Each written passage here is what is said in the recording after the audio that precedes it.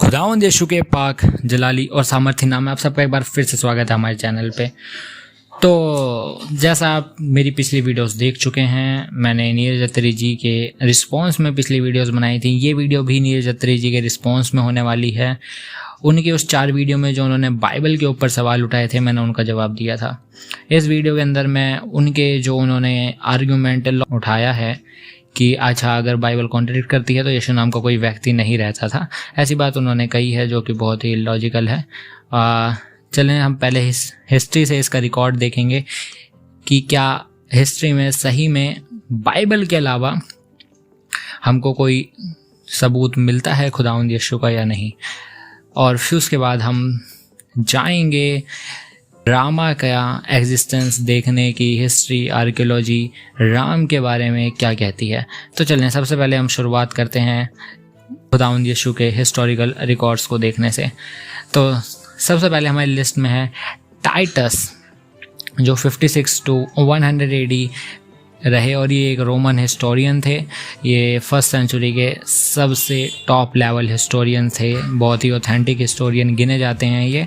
और ये अपनी पुस्तक एनालिसिस 1514 के अंदर कुछ इस प्रकार लिखते हैं, आज जो क्रिश्चियंस हैं वो का नाम क्रिस्ट से आता है, जो पहली शताब्दी में रहता था और इसने पिंतुस पिलातुस के हाथों दुख उठाया।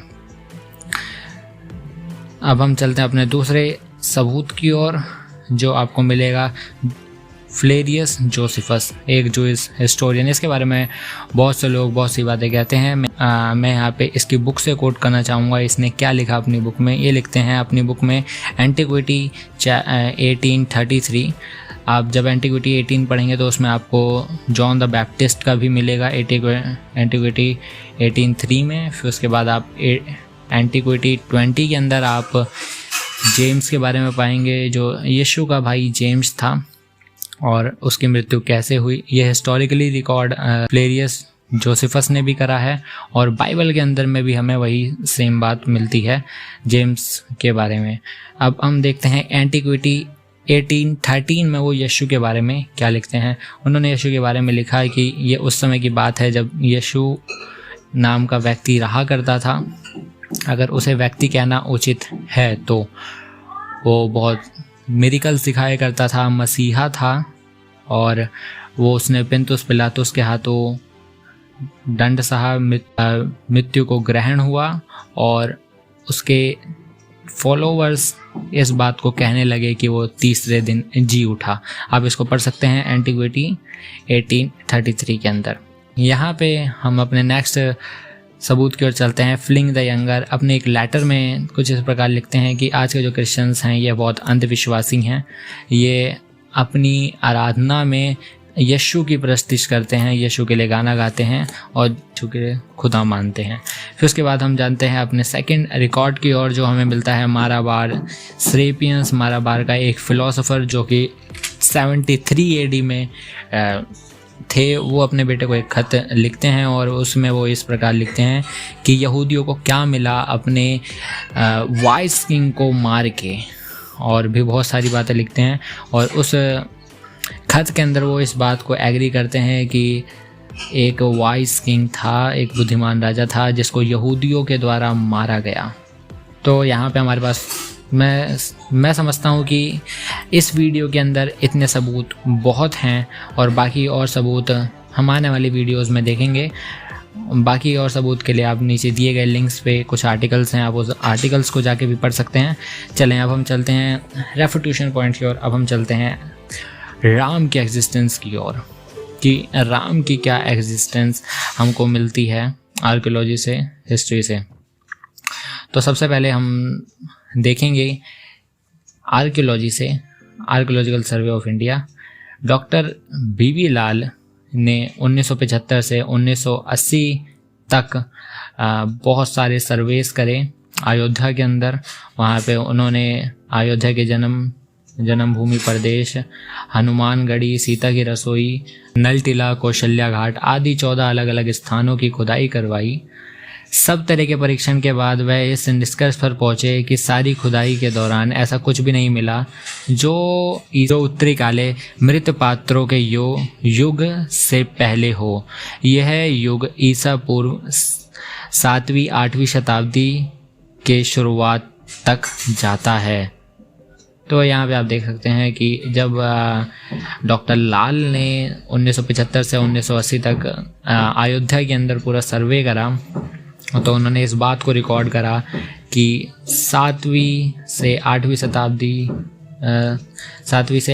शताब्दी ईसा पूर्व से पहले का हमारे पास अयोध्या का कोई एविडेंस नहीं है। इस बात से ये चीज़ स्पष्ट है कि ईसा पूर्व 7वीं 8वीं शताब्दी से पहले अयोध्या कहा जाने वाला स्थान कभी आबाद नहीं हुआ था।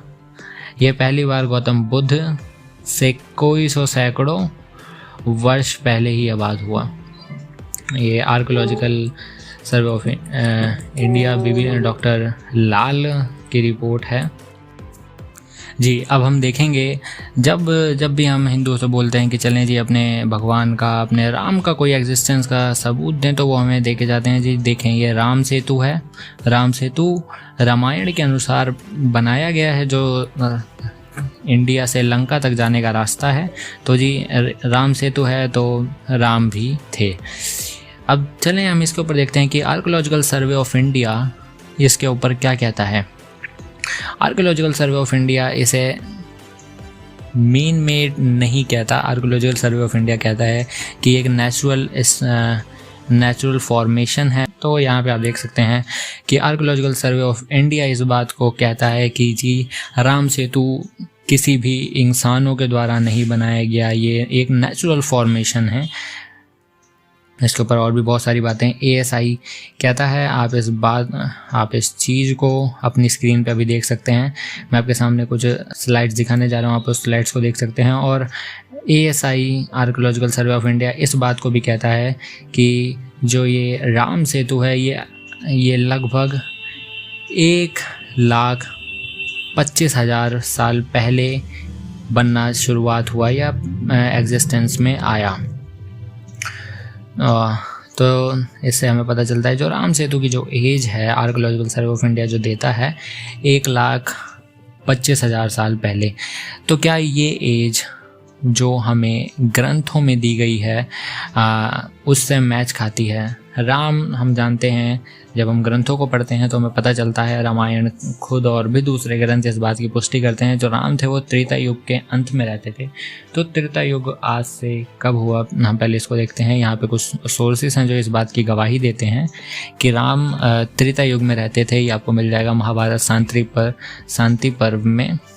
फिर उसके बाद आपको विष्णु पुराण बुक 1 चैप्टर 3 में मिल जाएगा, श्रीमद् भागवतम में मिल जाएगा और भगवद गीता में मिल जाएगा, वरुण पुराण चैप्टर 57 एंड भविष्य पुराण ब्रह्मा पर्व 2।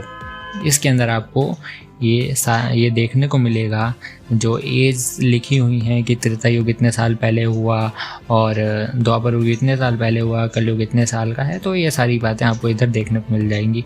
अब इसी कैलकुलेशन के हिसाब से जो राम थे आज से करीबन राम को 8,64,000 साल पहले एग्जिस्टेंस में होना चाहिए। क्या जो ASI हमें पुष्टि देता है 1,25,000, क्या ये दोनों चीज़ें मैच करती हैं? नहीं, मैच नहीं करती। तो ग्रंथों के हिसाब से राम 8,64,000 साल पहले भारत में रहते थे और आर्कोलॉजिकल सर्वे ऑफ इंडिया के हिसाब से जो राम सेतु है वो मेन मेड नहीं है, उसको किसी ने बनाया नहीं है, वो अपने आप नेचुरल फॉर्मेशन है और वो 1,25,000 साल पहले ही एग्जिस्टेंस में आया है। आइए अब हम एक और साइट को देखने चलते हैं। इसरो इसके बारे में क्या कहता है?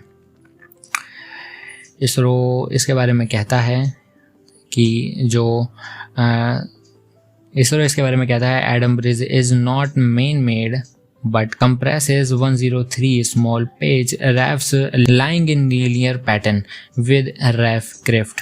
तो यहाँ पे इसरो भी इस बात को कहता है जो एडम्स ब्रिज है, जो राम सेतु है, वो मैन मेड नहीं है, वो नेचुरल फॉर्मेशन है। तो क्या अब हम सेम लॉजिक के हिसाब से, जो लॉजिक नीरज अत्री ने लगाया, उस लॉजिक के हिसाब से हम इस बात को कह सकते हैं? हमारे पास उससे अच्छे प्रूफ्स हैं, उससे अच्छा लॉजिक है, लेकिन हम उसी लॉजिक के हिसाब से इस बात को कह सकते हैं। Archaeological survey of India, ISRO और इन सब के हिसाब से जो राम सेतु है वो 1,25,000 साल पहले एग्जिस्टेंस में आया और मैन मेड नहीं है, ये नेचुरल फॉर्मेशन है।